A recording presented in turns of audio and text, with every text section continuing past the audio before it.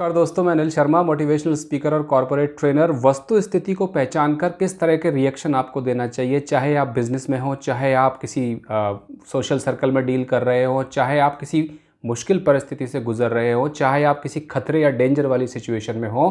Presence of mind यानी कि situation को रीड करने की एबिलिटी और उस सिचुएशन को रीड करके अपना रिएक्शन देने की, अपना अगला स्टेप चलने की जो एबिलिटी होती है, वो बहुत ही महत्वपूर्ण एक खूबी होती है जो हर किसी व्यक्ति में नहीं पाई जाती। कुछ व्यक्तियों में तो जन्मजात होती है, लेकिन कुछ व्यक्ति, बहुत सारे व्यक्ति ऐसे हैं जो कि इसको कल्टीवेट करते हैं, जो कि इसको धीरे धीरे अपने अंदर समाहित करते हैं और इसको डेवलप करते हैं। तो प्रेजेंस ऑफ माइंड के बारे में बहुत सारी कहानियाँ और बहुत सारी रियल लाइफ स्टोरीज बहुत बड़े बड़े लीडर्स की और बहुत बड़े बड़े पॉलिटिशियंस की और बहुत बड़े बड़े जो सोशल फिगर्स हुए हैं उनकी बहुत सारी कहानियाँ प्रचलित हैं। उनमें एक कहानी अल्बर्ट आइंस्टाइन और उसके ड्राइवर की भी है, जो अक्सर मैं अपने सेमिनार्स में और अक्सर अपने मोटिवेशनल सेशंस में भी कहता हूं। तो आज इस वीडियो में वो अल्बर्ट आइंस्टाइन और उसके ड्राइवर की कहानी में नहीं बताऊंगा।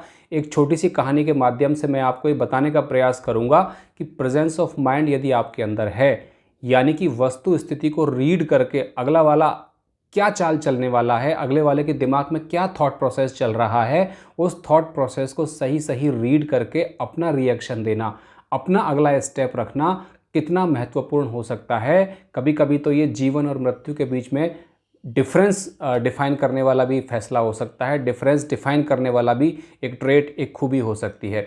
तो कहानी पे हम आते हैं दोस्तों। बहुत पुराने ज़माने की बात है। इंग्लैंड में एक राजा हुआ करता था। राजा का नाम मुझे याद नहीं किया था उसका नाम। बहुत पुराने ज़माने की बात है, 17वीं या 16वीं शताब्दी में एक इंग्लैंड में राजा हुआ करता था जो कि बहुत ही अंधविश्वासी था। ज्योतिषियों के ऊपर, एस्ट्रोलॉजर्स के ऊपर वो राजा बहुत विश्वास करता था। और कोई भी काम करने से पहले, जब भी कोई नया काम करता था, जब भी युद्ध में जाता था, जब भी कोई कंस्ट्रक्शन करता था, या जो भी कोई काम महत्वपूर्ण जो उसको लगता था, वो काम करने से पहले हमेशा ज्योतिषियों की वो सलाह लेता था। उसके राज दरबार में बहुत सारे ज्योतिषी थे, जिनमें से एक पर्टिकुलर ज्योतिषी बहुत ही विद्वान था, बहुत ही फेमस था। तो एक दिन उस पर्टिकुलर ज्योतिषी ने, क्योंकि राजा का प्रिय भी था और राजा का चहेता भी था, तो एक दिन वो जो पर्टिकुलर एक ज्योतिषी, एस्ट्रोलॉजर राजा के दरबार में था, उसने भविष्यवाणी की कि फलाना दरबारी, राजा के दरबार में बहुत सारे दरबारी थे, तो उस जो पर्टिकुलर फेमस ज्योतिषी था उसने ये भविष्यवाणी की कि राजा के दरबार में जो पर्टिकुलर दरबारी है वो 8 दिन के बाद मर जाएगा, यानी कि उसकी 8 दिन के बाद मृत्यु हो जाएगी। ऐसा उसने भविष्यवाणी अपने पत्रा वगैरह देख के, जो भी उसके पांडुलिपियाँ रही होंगी या जो भी उसके ग्रंथ रहे होंगे, जो भी उसकी कैलकुलेशंस रही होगी, वो कैलकुलेशन करने के बाद उसने ये भविष्यवाणी की कि फलाने फलाने दरबारी की 8 दिन के बाद मृत्यु हो जाएगी। और दोस्तों, सच में 8 दिन के बाद उस पर्टिकुलर व्यक्ति जिसके बारे में ज्योतिषी ने कहा था, उसकी मृत्यु हो गई। यह जानकर और यह देखकर राजा सन्न रह गया। राजा के मन में 2 प्रश्न आए कि या तो ये हो सकता है कि इस ज्योतिषी ने अपनी बात को सही साबित करने के लिए उस दरबारी का कत्ल करवा दिया, उस दरबारी को मरवा दिया, ये एक संभावना हो सकती है।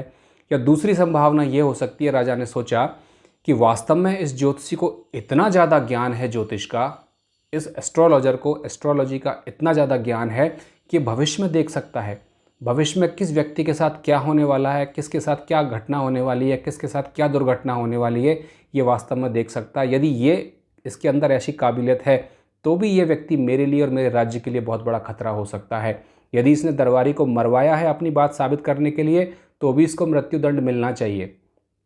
और यदि इसके पास ऐसी क्षमता है कि ये पूरा भविष्य, वर्तमान सब जान सकता है, तो भी ये मेरे सिंहासन के लिए और मेरे राज्य के लिए खतरा है।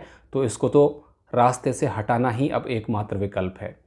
ऐसा राजा ने अपने मन में विचार कर लिया और ज्योतिषी को निमंत्रण भेजा कि फलाने दिन महल की सबसे ऊंची जो छत है, उसके ऊपर एक छोटा सा फंक्शन रखा है जिसमें कुछ चुनिंदा दरबारियों को बुलाया है। राजा ने इस तरह का निमंत्रण देने के बाद अपने कुछ चुनिंदा सैनिकों को, जो विशेष रूप से प्रशिक्षित थे, उनको ये निर्देश दिया कि जैसे ही वो ज्योतिषी आए, उसको उठाकर महल की जो दीवार, क्योंकि महल पर्वत के ऊपर बना हुआ था, पहाड़ की चोटी पर स्थित था और बहुत ऊंचाई पर स्थित था, तो जैसे ही वो ज्योतिषी आए, तुम लोग ऐसा करना कि उसको उठा के और नीचे फेंक देना। मैं तुम्हें एक इशारा करूँगा, मैं तुम्हें एक सिग्नल दूंगा, तो जैसे ही मैं वो सिग्नल दूं, तुम उस ज्योतिषी को उठाकर पहाड़ से नीचे, महल की छत से नीचे फेंक देना और उसका काम तमाम हो जाएगा। ऐसा राजा ने अपने सैनिकों को निर्देश दे रखा था। ऐसा निर्देश राजा ने अपने सैनिकों को पहले से ही दे रखा था, इससे पहले कि वो पर्टिकुलर ज्योतिषी, पर्टिकुलर एस्ट्रोलॉजर दरबार में आए, उस महल की छत पर आए।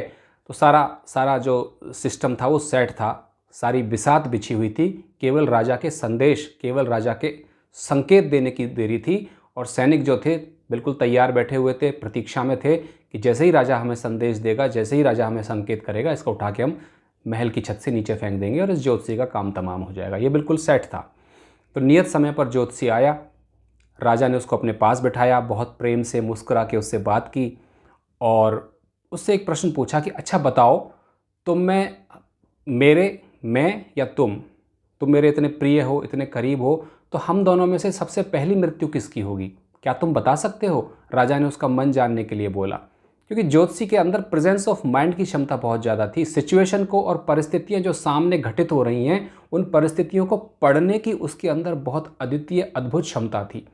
तो ज्योतिषी ने गहनता से राजा के चेहरे के भावों का, उसकी मुस्कुराहट, जो हल्की सी मुस्कुराहट उसके होठों पर आ रखी थी, उसका निरीक्षण किया और मंद मंद मुस्कुराते हुए उसने जवाब दिया कि महाराज, मेरी गणना के अनुसार मैं आपसे 3 दिन पहले मरूंगा, यानी कि मेरी मृत्यु राजा आपकी मृत्यु से पहले होगी और आप मेरे 3 दिन बाद मर जाएंगे। जैसे ही मेरी मृत्यु होगी, मेरे 3 दिन बाद आपकी मृत्यु भी हो जाएगी और आपकी मृत्यु के बाद आपका सारा का सारा साम्राज्य जो है धूल में मिल जाएगा, सारे साम्राज्य के टुकड़े हो जाएंगे, ऐसी मेरी गणना बता रही है। तो आपके प्रश्न का जवाब यह है कि सबसे पहले मेरी मृत्यु होगी और उसके 3 दिन बाद आपकी मृत्यु हो जाएगी। ज्योतिषी ने बड़ी समझदारी से जवाब दिया। जैसे ही राजा ने यह जवाब सुना, कभी भी उसने सिग्नल नहीं दिया। जो सैनिक प्रतीक्षा में बैठे हुए थे उनको कभी संकेत राजा का मिला ही नहीं, कभी राजा का सिग्नल मिला ही नहीं। राजा ने ज्योतिषी को खुशी खुशी वापस विदा किया और जब तक वो जिंदा रहा तब तक ये ध्यान रखा कि भाई इसके पास डॉक्टर वगैरह सारे इसकी ढंग से देखभाल करें, इसके स्वास्थ्य की सही समय पर परीक्षा हो, कहीं ऐसा ना हो कि वास्तव में ये मेरे से पहले मर जाए और मैं 3 दिन बाद सलट जाऊं। राजा के मन में ये बात बैठ गई थी और इस तरह से ज्योतिषी ने न केवल अपने जान पर आए हुए संकट से अपने आप को बचाया, अपितु अपना पद, अपितु अपना प्रतिष्ठा, अपितु अपना औधा भी उसने संभाल कर सही प्रकार से रखा।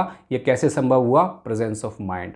तो दोस्तों, प्रेजेंस ऑफ माइंड एक ऐसी अद्भुत क्षमता होती है, कुछ लोगों के अंदर तो वो वास्तव में जन्मजात होती है, लेकिन अगर नहीं भी है तो आप धीरे धीरे प्रैक्टिस करके, आप धीरे धीरे अभ्यास करके, आप धीरे धीरे प्रयास करके उसको जगा सकते हैं, उसको डेवलप कर सकते हैं। सामने जो आपकी सिचुएशन घटित हो रही है, उस सिचुएशन में किस प्रकार से आपको रिएक्ट करना है, ये आपके वर्क प्लेस पे बहुत ज़्यादा काम आ सकती है, ये आपके बिजनेस में बहुत ज़्यादा काम आ सकती है, ये आपके जीवन में जब आप कठिन परिस्थितियों से गुजर रहे हैं तो बहुत काम आ सकती है, ये जब आपके सामने कोई संकट उपस्थित हो रहा हो, बहुत बड़ा संकट आपके सामने आ गया हो तो आपके काम आ सकती है। इसलिए परिस्थितियों को रीड करना आप सीखिए, नीजर्क रिएक्शन कभी भी ना दीजिए, परिस्थितियों को समझिए, रीड करिए, रीड करने के बाद अपना एनालिसिस करिए और तब अपना रिएक्शन दीजिए।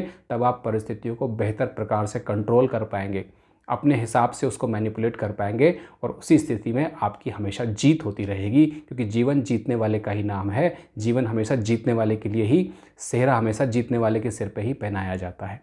उम्मीद करता हूँ आप सभी को वीडियो पसंद आया होगा। वीडियो देखने के लिए आप सभी का बहुत बहुत धन्यवाद।